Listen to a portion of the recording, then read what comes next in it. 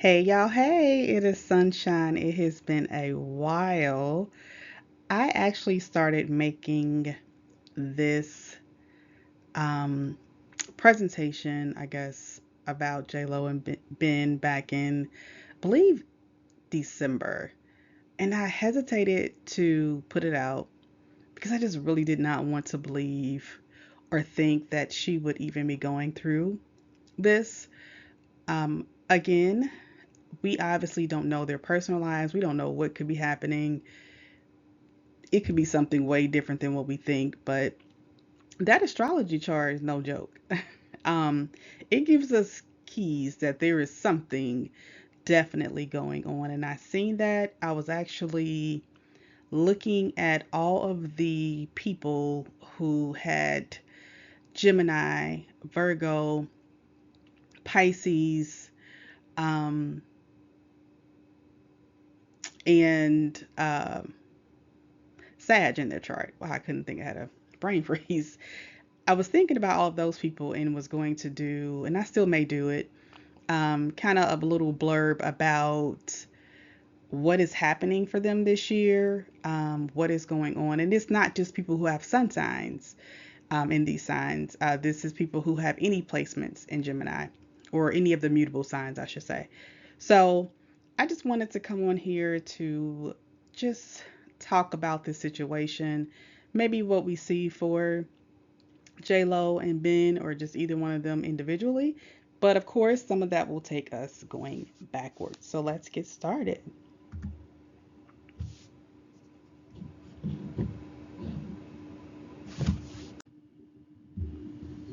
Okay, let's look at Ben. So he is actually having his Saturn square Saturn, so transiting Saturn, which is here in Pisces, is square his natal Saturn here in Gemini in the 12th house. And this is a closing square. And so he's dealt with this Saturn transit every 7 years. And it is in the 12th house, but it rules the 7th house of relationships. So each time the Saturn is hit by any type of transit, relationship issues will come to the forefront. So 7 years ago, around 2017, he and Jennifer Gardner was actually finalizing their divorce, or it had been filed. I think it was finalized in 2018. And so I found that to be very, very interesting. The divorce first, I guess, was announced in 2015, but nothing had happened because they reconciled or was working some things out. But then it was filed in 2017, and at that time, Saturn, I believe, was in Sag, which was opposite his natal Saturn. So it wasn't going back and forth over it 3 times. So it was almost like boom, it happened, it was over, everything kind of hit at one time. When there is a transit that kind of goes back and forth, because transiting Saturn now will go back and forth over this degree, there is this long, lengthy process of things just kind of like dragging out and lessons to be learned. In 2009, there was a square here in Virgo. Not sure what was happening to him then. But interestingly, in 2002, Saturn was conjunct his natal Saturn. And this is the time that he met and got engaged to J-Lo. So I thought this was just very interesting that this came kind of like full circle. And this Saturn is closing. Now, this won't close for, 6+ years, but it is beginning the closing square. And here we are having J-Lo relationship issues that he had in 2002 when it was the opening square or the conjunction of the Saturn. So again, because it rules his seventh house, there will be relationship issues. It also rules the eighth and the ninth house, depending on what chart system you use.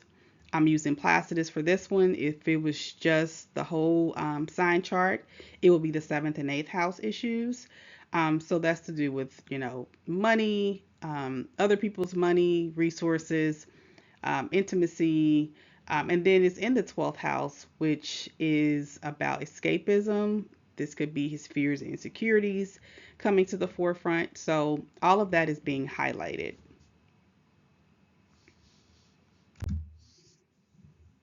Okay, so we're going to look at his progress chart. Progress Venus, which is here, conjunct his natal Mars. Now, this progressed Venus was conjunct about a year or two ago. So, anytime that Venus is approaching the conjunction, and then the actual conjunction, and then the year past it, it is the activation of that planet. And so, around the time they got married, probably reconnected and got married, this Venus was kind of in play, and now it's getting past it. And so when you have this approaching conjunction, this is about pleasure. You really want to enjoy life. It's a heightened need to express the self creatively. Passion is at the forefront. So it's an indication that a sexual union can occur. Um, Mars is ruling or intercepted in the fifth house and the 11th, but in the whole sign chart, it will rule the fifth house and rule the 10th house. So, children, romance, career, public reputation, all of that is coming to the limelight here. So, this could be a time of definitely intense passion, or it was a time of intense passion and creative project. Um, Another thing to note that's interesting with this is that because the fifth house um, is activated for various reasons, not only because Mars is intercepted or ruling the intercepted sign there, but he is in his fifth house perfection year. And which is, if in a whole sign chart, Mars will be activated. But the moon is there, and moon is fallen, and moon rules his first house. There's a lot to unpack with that. Just know that this is a very important year. This is about him, his identity, um, his persona, what he wants, it could be health, it could be a lot of different things. So he's definitely working through some things this year. All right, J Lo, transiting Pluto is actually opposing her sun. This will not be an easy year for her. It hasn't been. Um, we don't know her birth time, so I don't know exactly what degree her moon is in. Um, so I'm not sure if it is in Scorpio, for it's in Sag. I want to say, man, it's hard because I can see her being both. Um, the Sag energy likes to just kind of keep moving, and they'll move on from a relationship and go to something new and interesting. But I feel like she really wants a deep, meaningful connection. She wants this all-consuming love. So that's what makes me believe her moon can be in Scorpio, but that's not what this video is about. Um, but Saturn is squaring her Venus. So where is Saturn here? Saturn is here, and her Venus is here in Gemini, right where Ben's Saturn is. But we'll get into that later. Um, Again, not easy. I mean, having a Pluto transit along with a Saturn transit. Oh man, it's just that's a lot. This is just a lot in and of itself to deal with. And depending on where this moon is, I mean, if the moon is a little bit, earlier degree, Uranus could be going over it. So, you know, my heart goes out to her. That's a lot to happen at one time. I mean, it's hard enough to have one of these transits by itself, but all of them would be a lot. So again, just depending on where what degree her moon is in, it'd be hard to know. Now, maybe a little bit of relief is that Jupiter is going to eventually transit Venus. So that may be some reprieve for her, some relief, because Jupiter does bring some positive energy. Now it is in its opposite sign, so I don't have a lot of faith that is as strong as it could be, but it may soften the blow just a little bit. It may make it a little bit bearable. Okay, so I want to look back. I didn't do her progress chart, but I want to look back um, just at when they started to date. So I have her chart here on the inside, and then I have the transits from 2002 on the outside. Um, Nothing notable was happening yet, but pay attention to Saturn here and transiting Pluto here. Um, Now, this is what I like to do when clients are coming to me and they want to know, like, if they're in a relationship or just met someone or whatever. I like to look at things as they're approaching to prepare for what may be coming up. And if Lo had come and talked to me, hey girl, back then, I would have definitely alerted her to this Pluto approaching a opposition to her Venus, and definitely alerted her to this Saturn approaching the conjunction to her Venus. I mean, her Venus was going to get hit hard. And so, really talking to her about this relationship or the situation and what themes could possibly come up would have been something we definitely would have been discussing. All right, so this is Ben's chart on the inside now, and I'm looking at the transits from back in 2002. So when they met, um, Uranus here was transiting his sun. Okay, so something it was exciting, right? It was something new, and Pluto was also getting ready to oppose his natal Saturn. And again, Saturn is about relationship stuff. Now, I know a lot of people may not look at the transits, the outer planets transiting another outer planet. It may not signify or mean anything, but it definitely does if it's Jupiter or Saturn. Because, if we're looking at traditional rulerships, those planets are going to rule different houses. So definitely would have signaled, again, looking ahead, hey, making sure y'all have done the work, making sure y'all really are prepared for this relationship and what it could bring and all of that. So yeah, that's what we would have talked about. Hey, Ben. All right. So if we're looking at their composite chart and then the transits of their composites, yeah, I know I'm going to be hitting y'all with a lot of charts today, but I just really want to get you all to get a glimpse of how you look at a relationship from the beginning onward, and how you can kind of see stuff in your own chart. I used to like to do this when I was looking at people that I was dating to see kind of what's happening for them, because I can kind of see that, oh man, there's going to be some turbulence with them in a month or two. And sure enough, like clockwork, it was like, oh goodness, okay. And you start to see the decline of the situation of the relationship or how they handle it. Um, but the transits of their composite, I can't look at the angles in the houses because I don't know J-Lo's birth time. But the transiting nodes, which is here, is on their composite Venus or close to it.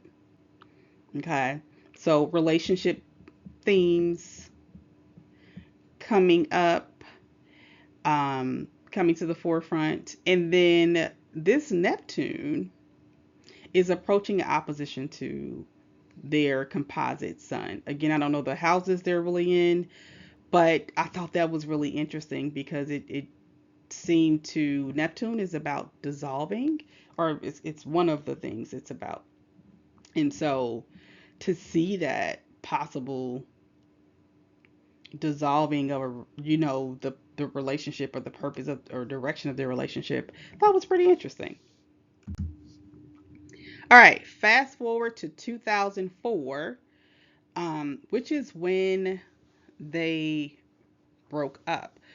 Um, so I'm looking at J Lo's chart. So we're looking at her again. And remember, I said, look at that Pluto. Well, voila, Pluto is now opposing Venus. Okay. And then, depending on the degree of her moon, right, Pluto is squaring or did square her moon. Because if her moon is in Sag, then this Pisces Uranus is squaring that. If it is in fact in Scorpio, her moon, then that means that Uranus already squared it. So something to think about.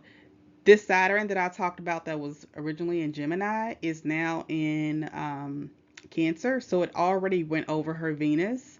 And it just indicates that there were some themes or some issues that probably had cropped up that started to seep in, and for her, maybe a lot of insecurities that started to happen around their relationship during that time, which probably led to this situation in 2004.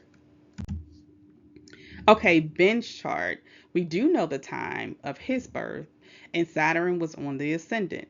Um, and your ascendant in your midheaven, that's that's your outer appearance. That's you in the world. It's about personality identification. So Saturn there was really working on him. Saturn is not in this strong sign, right? Because it's in detriment.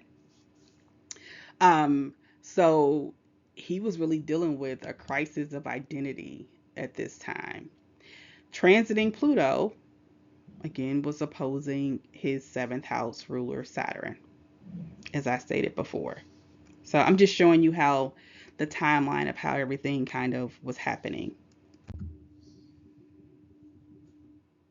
All right, this time in 2004, remember I said look at that Neptune. This is their composite chart.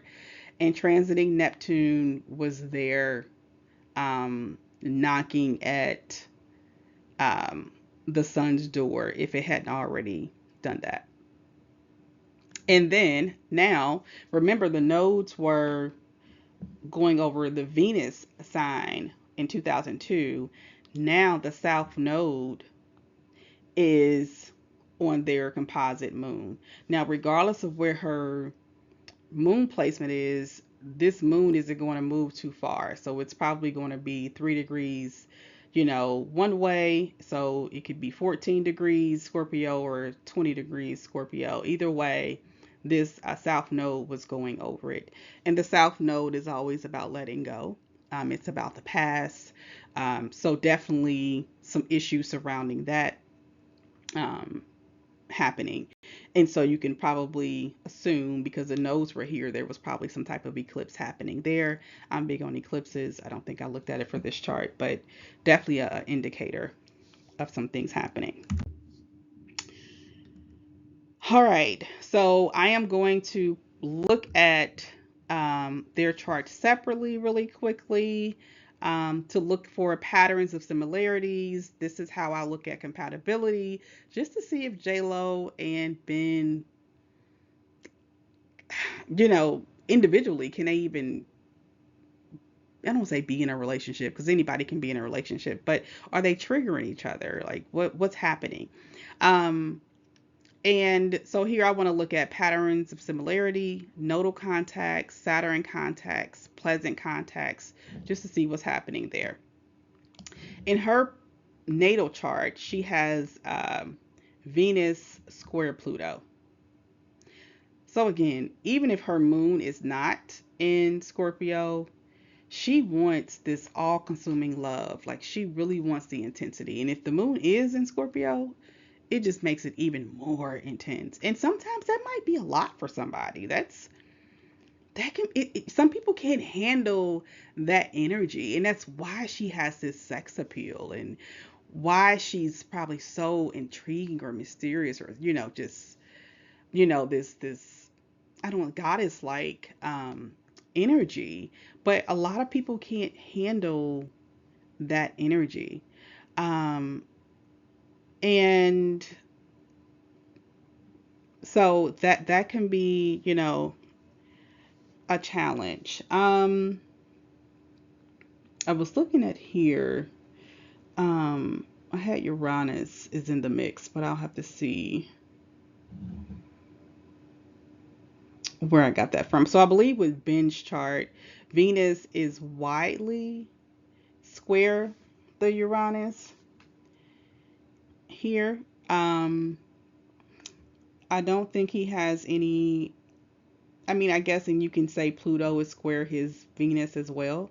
It's wide. So he has that same energy. So if this is not healthy from either one of them, like if they haven't worked on their stuff, yeah, this can come out really, really bad in a relationship. Both of their sun and moons sign square. So, um, her sun is in uh, Leo, moon possibly in Scorpio, those square each other.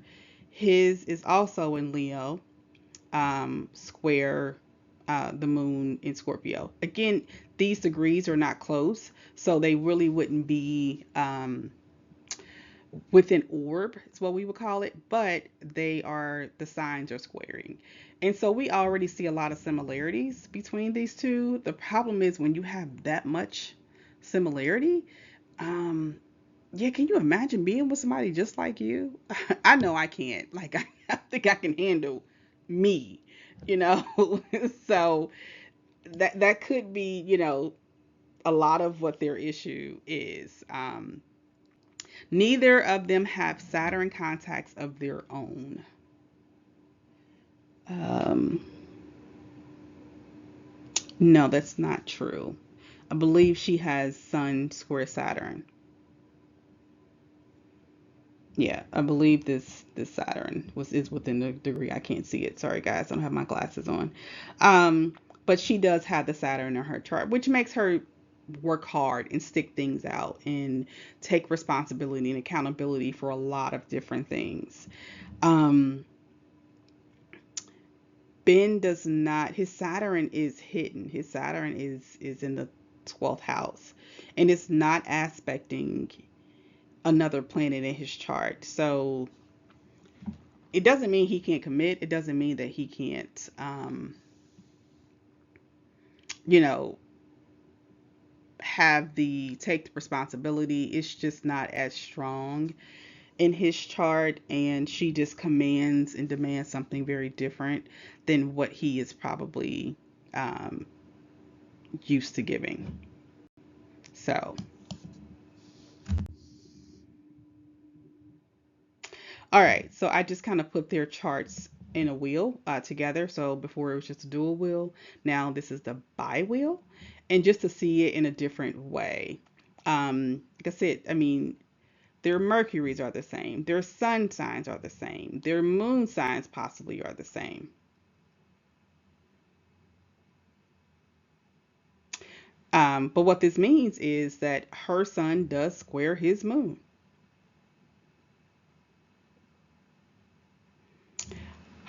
His Mercury. I'm sorry, who do I have on? I'm sorry, I have J Lo on the outside. Yes, her Mercury squares his moon.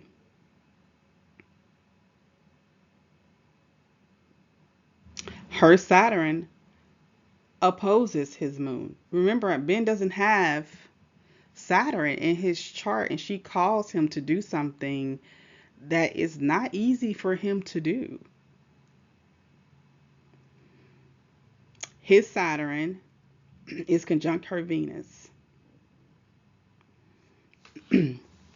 um, I don't typically like to see the man Saturn on the woman's Venus, I'm gonna be honest. I just haven't seen it play out well. And if you do have it, you want to have other contacts that help soften that. So, if he had Jupiter conjunct or trine her Venus, that will be very helpful. Um, if there was maybe a moon contact or just or a Venus contact, just some other benevolent planet to help that, it will be a lot better, but they don't have that. Another thing is their Mars square each other. So, his Mars is in Virgo, hers is in Sag. I, those two in and of itself, I just am not comfortable with at all. And I mean, there's a possible um, Mars square moon aspect there, but it just really depends on where her moon is. It's still within orb if it's closer to 29, 28, 29 degree, but it's out of sign. But if it's in Sag, it's definitely there, and that definitely causes a lot of conflict there. All right, their composite. Again, we don't know her time of birth, but I wanted to point out that they do have this Venus square Pluto in their chart, which is a theme of their own relationship. So it is playing out big time, or it's a theme in their own chart. So it's playing out big time in their relationship. Okay, pay attention to this degree here, this Venus degree. All right. So this is their marriage chart. I'm not even sure if I've done a marriage chart before. Um, I just went and Googled this and they got married July 17th at midnight in, I believe, Vegas. So I just drew up a chart for that. Remember, I said to pay attention to the Venus degree and sign? Voila. Venus at 29 degree in Gemini. And that's a theme, right? Um, I just thought that was interesting. Usually, when you see things like that happening, it is a clue. Pay attention, hone in on that. The sun here is opposite Pluto, reiterating themes they have in their own charts. I don't like it. But this is power issues, power dynamics, power struggles, big time. All right, so we're going to look for transits to the composite chart that is happening now. Remember, we looked at transits to the composite chart from 2000, I think, 2 or 4. So we're going to look at the transits that are actually happening now. Y'all, Neptune is in the mix again. Neptune is squaring their composite Venus. Remember before it was opposing their natal sun or composite sun. Now Neptune is squaring this. So I find that interesting. If this doesn't mean that for sure they're going to dissolve their love, but I would definitely tell them to. You almost need to wait till this transit is over because you're not seeing clearly. um, Things are just muddled and it's confusing and it's just a lot going on. Um, and this transit possibly was approaching when they got married. And again, I would have been like, oh, wait, you're romanticizing it, you're fantasizing it, it's a fairy tale. You want to make sure you're clear because I would have been able to see that this transit was coming up.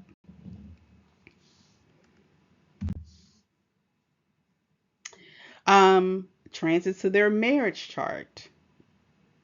Again, I told you I was hitting y'all with a lot of charts, but this is just what I like to do and look at to give people some insight into what is happening and occurring in their relationships.